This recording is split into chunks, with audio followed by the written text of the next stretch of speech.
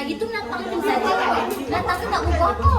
Sebab dia semata-mata kosong tu yang tunjuk tu. Bila ada kosong, ada bulat tu, kita ambil kain rentang tu letak belakang dia. Kau ada ingat kalau kita ada kain rentang panjang tu, tak payah guna binatang bulat tu dah sebab bulat tu makan space. Dekat depan ni.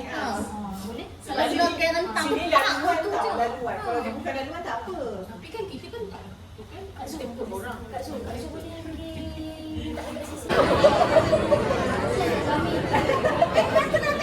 Dah. Habis dah tu kuih belum? Tunggu Kak Lin, Kak Lin bar lagi. Lagi dah Kak Lin. Kita makan selawa durian. Abang kata Kak Lin dah keluar. Tak boleh. Takut.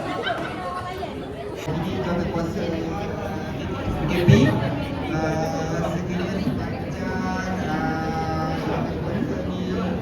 bertindak dan melaksanakan program-program di bawah program PKP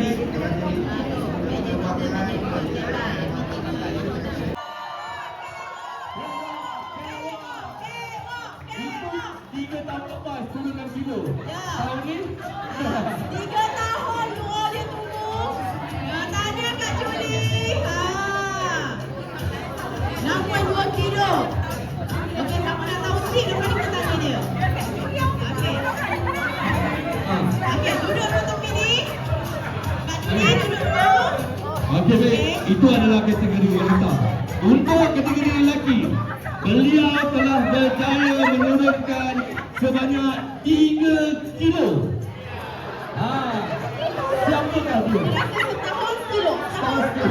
Setelah dia sangat 81.2 kilo. Dengan ini kita mempersilakan Encik Syahrizal bin Syahrial. kita punya Abang SI. Nama playboy dia. Tengok sikit. Sesi bergambar. Macam mana kita bergambar? Boleh. You can help us to get sesi bergambar. Abang, jadi contoh saya lepas ni untuk bergambar. Boleh, ramai-ramai kita depan. Abang boleh.